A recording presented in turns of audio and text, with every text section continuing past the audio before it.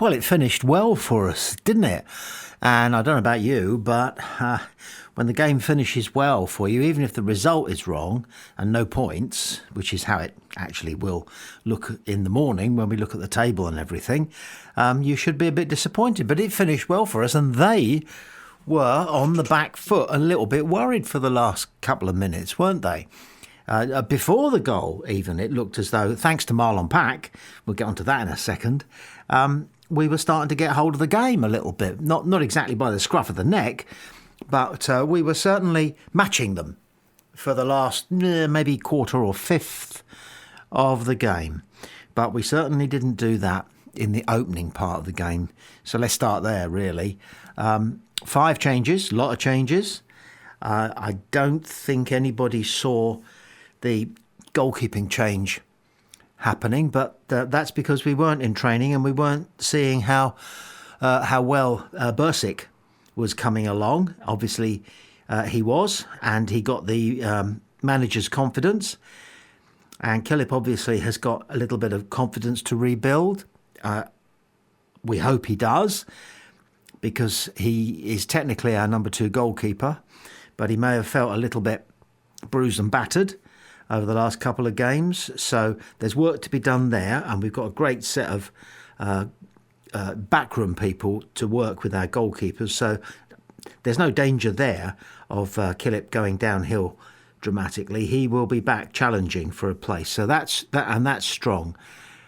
The Pompey player who seemed to lack the kind of help and support that he needed, and therefore was very exposed for both goals, was of course Zach Swanson, who was given a bit of a runaround.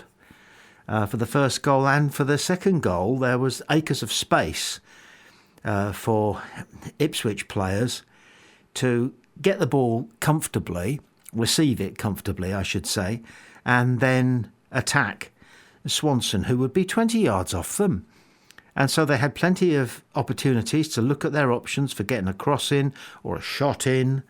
And Swanson was playing tight with his centre halves, I guess, which would be the reason why there was acres of space for Ipswich wide on what was their left, our right. We've got enormous confidence in Swanson, obviously, because the manager has.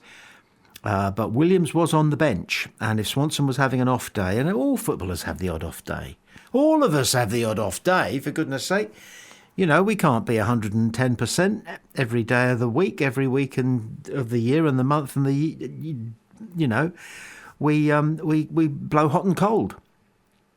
And I don't know whether they targeted Swanson. I doubt it, because he's a seriously competent player. Did I hear the commentators say that he was celebrating his 25th birthday?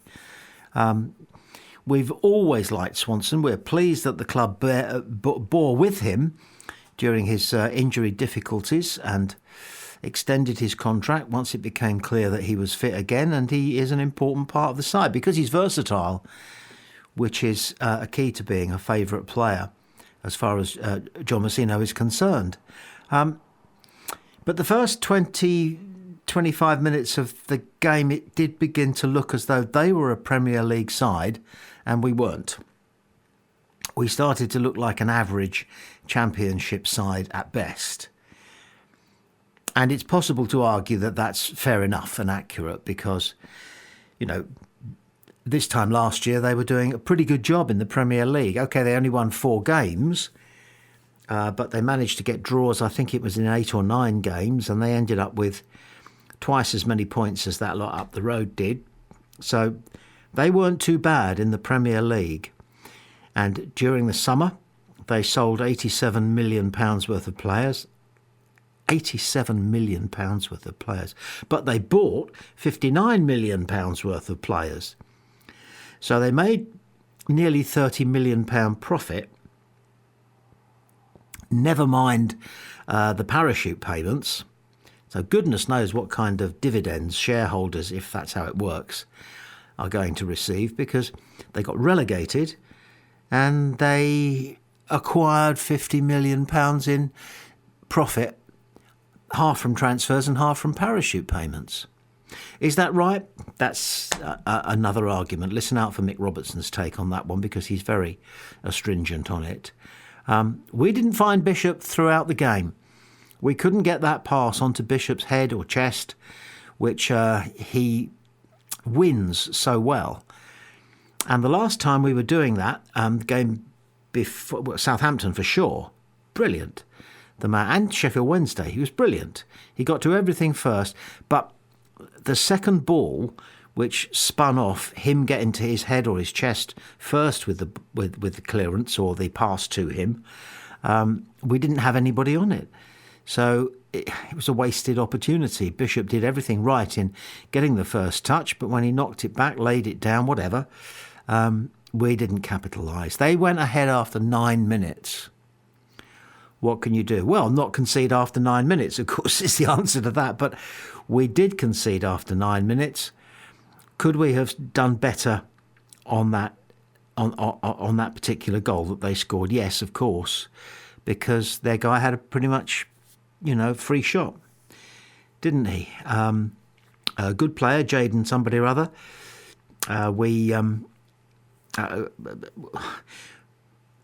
He deserved to score. He attacked Swanson before Swanson could get to him. He looked up, he picked his spot, and he curled it brilliantly, didn't he, around Bursick. I think it went in off the post. And at one point it had been travelling 3 feet outside the post. So it was a perfect shot. Really, really good goal. Well taken. Could we have stopped it? Well, if Swanson had been tight with him when he received the ball, maybe. But then, there's always plenty of maybes in football, aren't there? Swanson got the run around. I was surprised that Williams didn't get a run out. Swanson started to push forward, and he's as good at that as Williams is. Perhaps a bit better, I don't know. So I think he was kept on, Zach Swanson, because of his attacking prowess, but it didn't come to anything. They seemed to get to everything first, didn't they? They got to the second ball first. They were passing the ball out from the back line, and they were passing it forward, whereas we tend to pass it horizontally, crab-like, side to side and side to side. They were finding ways of pinging it forward from their back four or from their defensive midfield players, and they were finding men in space 20 yards ahead of the players who were making the pass out from defence or central midfield. Those players were finding the ball in space, and they were able to turn, have a quick look and turn. And it was frustrating for us, for Pompey fans. You could see it going off time and time again. And obviously it's for specialist coaches, people like the Messinos of this world and the backroom staff, to work out what we do about that. Couldn't work out a way of doing it during the first half. Maybe got on top of it somehow during the second half. But generally speaking, they were playing, they looked like they were a league above us. And I don't mean that in a derogatory way. It's a simple factual statement that they're a squad that's worth 100 million quid, and we aren't. And they were certainly bossing the game for the large part of the first half like that. But the second half, I think it's fair to say we matched them nearly. Maybe not quite, but very nearly. Schmidt and Shaughnessy were missing. Bursick and Knight were replacing them. Would we rather have had Schmidt and Shaughnessy? Obviously, they're our first pick. Did we suffer because we didn't have them, and instead we had Bursick and Knight? You can't say, but it didn't do us any favours, did it? Whether it contributed to either of the two goals or not, no one will ever know. But we were nevertheless on the back foot somewhat when it comes to our defensive setup, our defensive shape. The five that we like at the back were down to three. And we had people stepping in because of injuries in our back five. And that's not going to help, especially against a side with the profile of Ipswich. One interesting thing, it's a small piece of trivia, but it hopefully is something that will endure from the game longer than our memory of going down 2-0 to Ipswich, which again, remember, there's no ignominy in that. It's not a bad effort. I've just had a text from Steve Bones saying, not a bad effort in the end. Now Pack has to stay in that team and be captain. And I think Steve Bone, as usual, hits the nail exactly on the head there. No, it's this. Ashley Young came on as a sub for them with 10 minutes to go or so.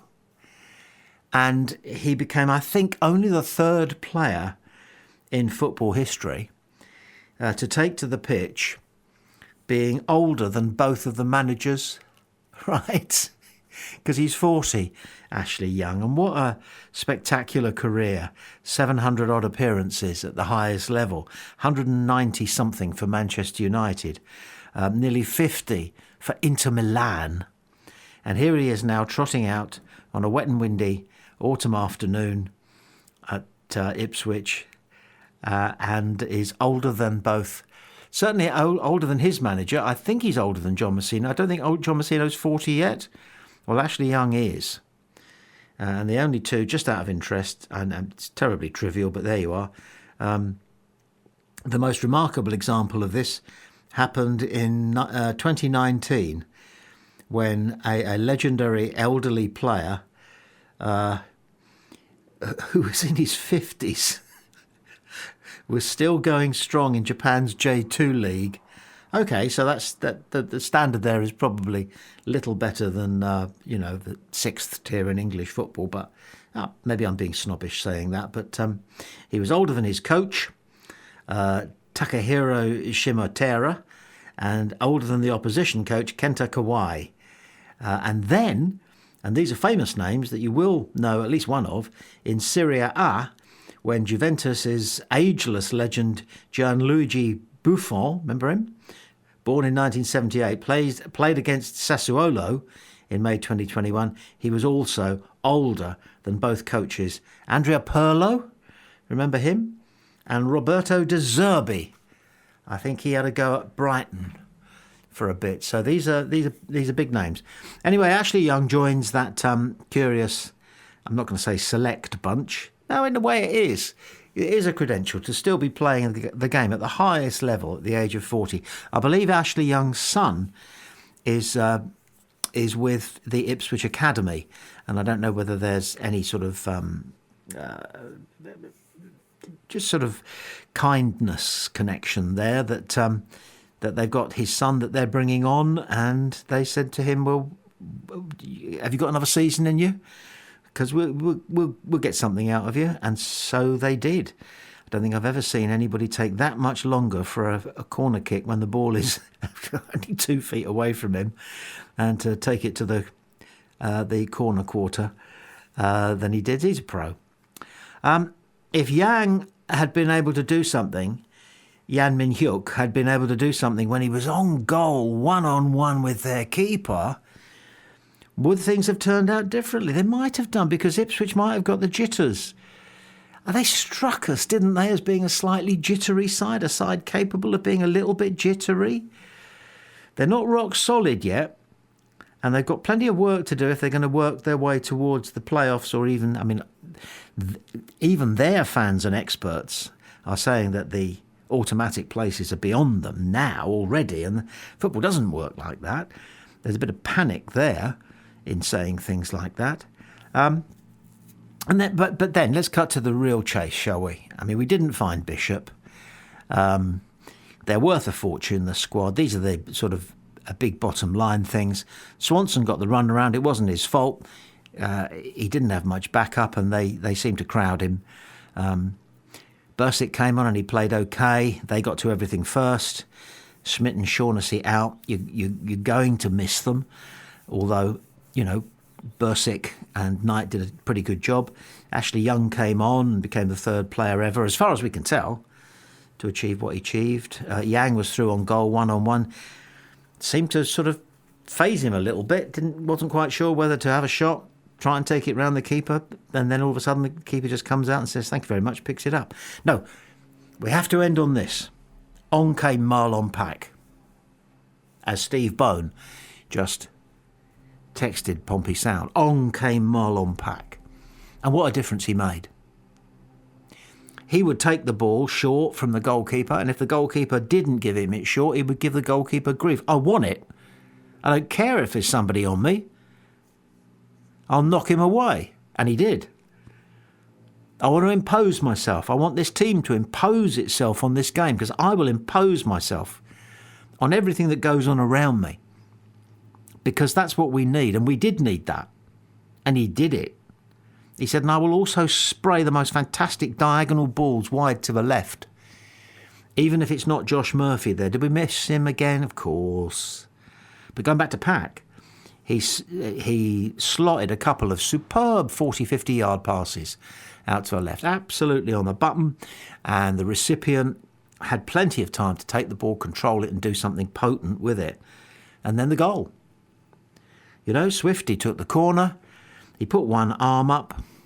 I swear he was looking for Marlon Pack, because he knew that if there was a Pompey player who had a 50-50 chance of winning the ball jumping up against one of the opposition and would win it, that was Pack.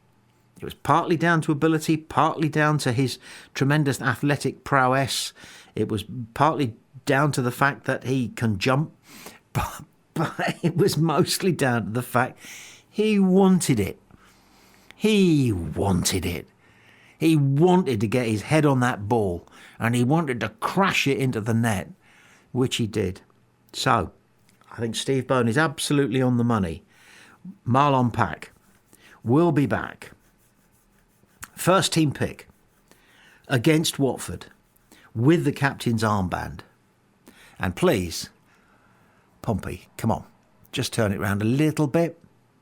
3 points.